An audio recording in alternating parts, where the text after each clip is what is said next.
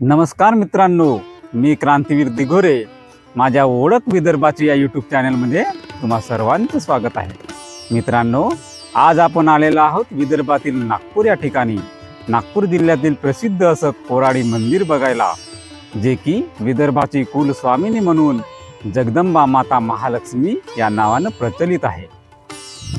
आपणाला जर विदर्भातील ऐतिहासिक, धार्मिक, सांस्कृतिक या गोष्टीसोबतच आम्ही साजरे करणारे सण, उत्सव, आमच्या चालीरीती, आमची संस्कृती ही जाणून घेण्याची आवड असेल तर या चॅनलला सबस्क्राईब करायला विसरू नका.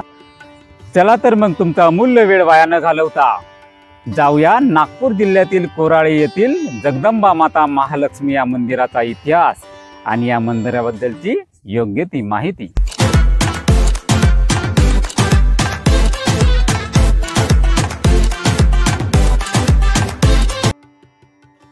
नागपूरपासून फक्त 15 किलोमीटर अंतरावर असलेले हे मंदिर जगदंबा माता महालक्ष्मी कोराडीचं मंदिर म्हणून प्रसिद्ध आहे. ही जगदंबा महालक्ष्मी माता येथे कशी प्रकट झाली याचा इतिहास हा खूप जुना आहे. असं सांगितलं जातं की हजारो वर्षापूर्वी हा भाग झाकापूर म्हणून प्रसिद्ध होता. येथे झोलन नावाचा राजा हा राज्य करीत होता. हा राजा महापराक्रमी होता. त्याच्याकडे अफाट अशी संपत्ती, बल, बुद्धी, विद्या हे सगळं काही होतं. हा राजा खूप आध्यात्मिक सुद्धा होता. तो खूप देवाची भक्ती करत होता. जनोबा, नानोबा, बानोबा, बैरोबा, खैरोबा, अग्नोबा आणि दत्तासूर अशी 7 पुत्र या राजाला होती. हे 7 पुत्र असून सुद्धा राजा हा नाराज होता. आपल्याला एकतरी कन्यारत्न असावं तरच माझं जीवन हे पूर्ण झाल्यासारखं वाटेल असं राजाला नेहमी वाटत राहायचं. त्यामुळे राजाने ब्रह्मदेवाची अफाट अशी घोर तपश्चर्या करून ब्रह्मदेवाला साक्षात प्रसन्न करून घेतलं. ब्रह्मदेवानं या राजाला वरदान दिलं की तुझ्या घरात जे कन्यारत्न जन्माला येईल ते महालक्ष्मी जगदंबेचंच रूप असेल. झोलन राजाची पत्नी राणी गंगासागर हिला असं एक कन्यारत्न प्राप्त झालं आणि राजानं त्या कन्येचं महालक्ष्मी हेच नाव ठेवलं. ही कन्या हळूहळू मोठी व्हायला लागली आणि मोठी झाल्यावर एकदा राजा स्वारीवर निघाले होते.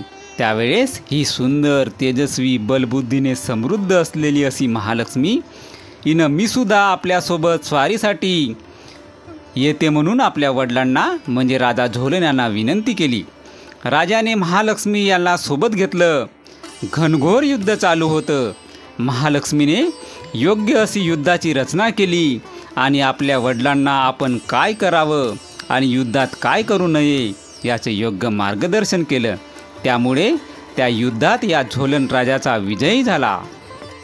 युद्ध संपल्यानंतर राजा आणि राजाची कन्या परत आपल्या राज्याकडे माघारी निघाली.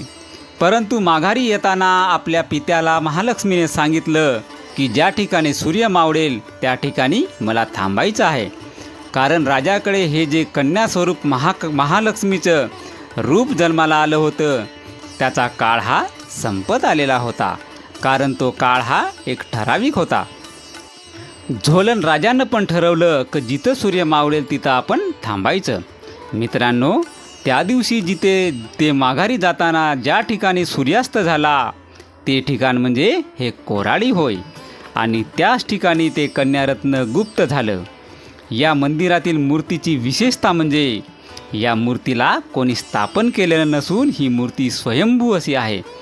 अशा प्रकारे या ठिकाणी कोराडी माता जगदंबा प्रकट झाली, ती पण माता महालक्ष्मी यांच्या स्वरूपात.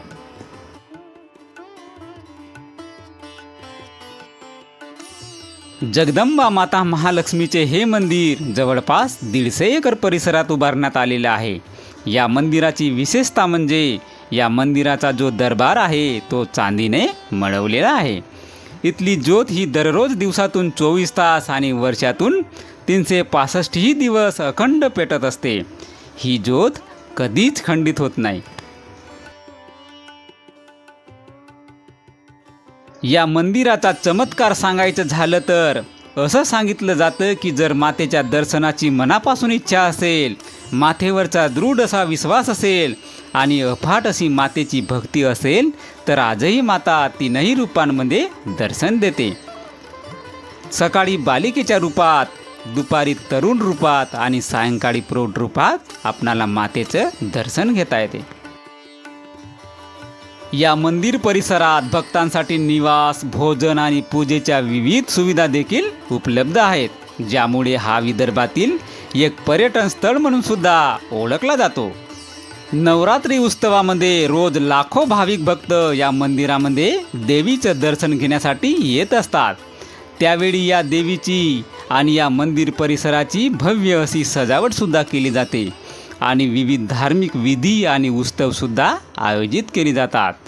या मंदिरातील स्वच्छता, येथील शांतता आणि मंदिराची भव्य दिव्यता याचा अनुभव घेण्याकरिता, स्वयंभू अशा साक्षात्कार असलेल्या मातेचं दर्शन घेण्याकरिता या नवरात्रोत्सवात नक्की या मंदिराला आपण भेट द्या. आमचा व्हिडिओ कसा वाटला हे कमेंट बॉक्समध्ये लिहून त्याचा अभिप्राय आमच्यापर्यंत नक्की कळवा. व्हिडिओ आवडला असल्यास व्हिडिओला लाईक करा, जास्तीत जास्त शेअर करा आणि चॅनलवर जर पहिल्यांदा भेट दिली असेल आणि विदर्भातील गोष्टी बघण्याची आवड असेल तर या चॅनलला सबस्क्राईब करायला विसरू नका. भेटूया पुन्हा एकदा कुठल्या तरी विदर्भाच्या नवीन स्थळासह. तोपर्यंत काळजी घ्या, आनंदित रहा. धन्यवाद.